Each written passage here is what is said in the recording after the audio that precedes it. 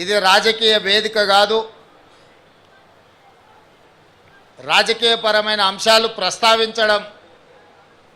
నాకు పెద్దగా ఇష్టం లేదు. కానీ జరుగుతున్న పరిణామాలు, కొంతమంది మాట్లాడుతున్న మాటలను దృష్టిలో పెట్టుకొని త్యాగం అంటే ఏందో రాబోయే తరాలకు,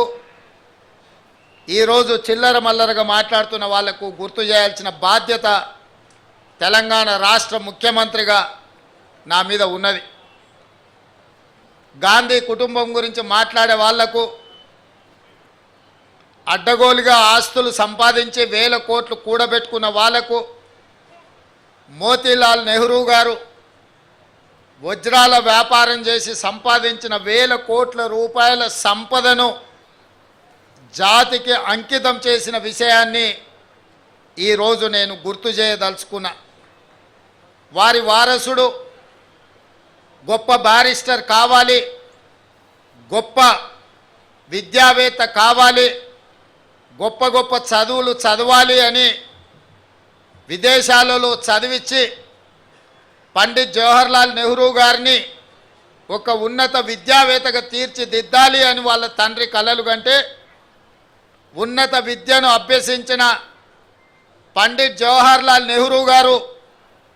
ఆనాడు స్వదేశానికి వచ్చి ఈ దేశాన్ని పరాయి పాలకుల నుంచి విముక్తి కలిగించాలి, రవి అస్తమించని సామ్రాజ్యం ఉన్న తెల్ల దొరలను ఈ దేశ సరిహద్దులు దాటే వరకు తరమాలి అని ఒక ఉక్కు సంకల్పంతో మహాత్మా గాంధీ గారితో కలిసి సుభాష్ చంద్రబోస్ లాంటి పోరాట యోధులను సమన్వయపరచుకొని దేశ స్వతంత్రం కోసం పోరాడటమే కాదు, 10 సంవత్సరాలు దేశ స్వతంత్రం కోసం జైల్లో మగ్గిన చరిత్ర పండిత్ జవహర్లాల్ నెహ్రూది అన్న సంగతి ఈనాడు చిల్లర మల్లర మాటలు మాట్లాడుతున్న వాళ్లకు తెలవాల్సిన అవసరం ఉన్నది. పండిత్ జవహర్లాల్ నెహ్రూ గారు స్వతంత్రం వచ్చిన భారతదేశానికి మొట్టమొదటి ప్రధానమంత్రిగా బాధ్యతలు చేపట్టినరంటే వారసత్వంతో వచ్చిన సంపద కాదు. స్వతంత్రం కోసం సర్వం త్యాగం చేసిన కుటుంబం, గొప్ప మేధావి, దూరదృష్టి కలిగిన వాడు. ఆనాడు అస్తవ్యస్తంగా 563 సంస్థానాలతో ఈ దేశం చిన్న భిన్నమై మత కలహాలలో అట్టుడుకుతున్నప్పుడు ఈ దేశానికి మొదటి ప్రధానమంత్రిగా బాధ్యతలు చేపట్టిన పండిత్ జవహర్లాల్ నెహ్రూ గారు 563 సంస్థానాలను, రాజ్యాలను భారతదేశంలో విలీనం చేయించి వాళ్ళందరినీ కూడా ఒక వేదిక మీదకి తీసుకొచ్చి ఈ దేశం యొక్క సమగ్రతను కాపాడి, ఈ దేశంలో ఆనాడు కరువు విలయ తాండవం చేస్తుంటే, అన్నమో రామచంద్రాని దేశంలో వేలాది మంది చచ్చిపోతుంటే, మత విద్వేషాల మధ్యలో ఒకరిని ఒకరు చురకత్తులతో కడుపులో పొడుచుకుంటుంటే, కుత్తికలు తెగి నేల మీద పడుతుంటే, ఎర్రని రక్తం వరదలై పారుతుంటే, ఈ దేశాన్ని శాంతి భద్రతలతో నిలబెట్టడానికి ఆనాడు నెహ్రూ గారు ఒక దార్శనికతను ప్రదర్శించి ఈ దేశ మొదటి ప్రధానమంత్రిగా వారు కార్యక్రమాలు చేపట్టడమే కాదు, వారి నేతృత్వంలో సర్దార్ వల్లభాయ్ పటేల్ని, కాంగ్రెస్ పార్టీ ఏఐసిసి అధ్యక్షుడిగా పనిచేసిన సర్దార్ వల్లభాయ్ పటేల్ని కేంద్ర హోంశాఖ మంత్రిగా నియమించి ఈ దేశంలోనూ శాంతి భద్రతలను కాపాడిన గొప్ప చరిత్ర పండిత్ జవహర్లాల్ నెహ్రూ గారిది. ఇదే కాదు, ఆనాడున్న కరువు, ఆనాడున్న ఆకలి కేకలు, ఆనాడు ఈ దేశం చదువుకుంటూనే బాగుపడుతుందన్న ఆలోచనతోని ఈ దేశంలో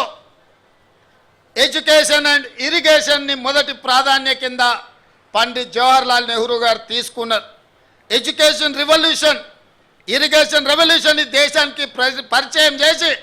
ఈ దేశంలో బాక్రానంగల్ డ్యామ్ నుంచి మొదలు పెడితే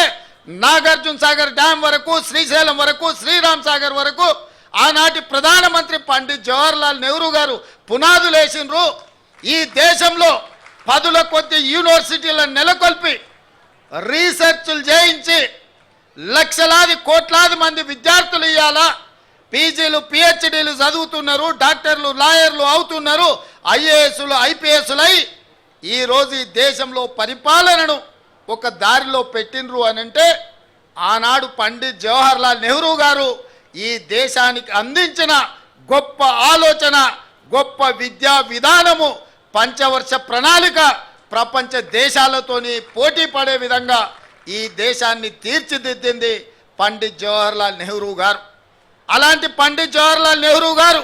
ఈ తెలంగాణ రాష్ట్రంలో ఉన్న కట్టిన ప్రాజెక్టులు ఈరోజు సజీవ సాక్ష్యంగా ఉన్నాయి. ఎన్ని వరదలు వచ్చినా, ఎన్ని విపత్కర పరిస్థితులు వచ్చినా నాగార్జున సాగర్, శ్రీశైలం,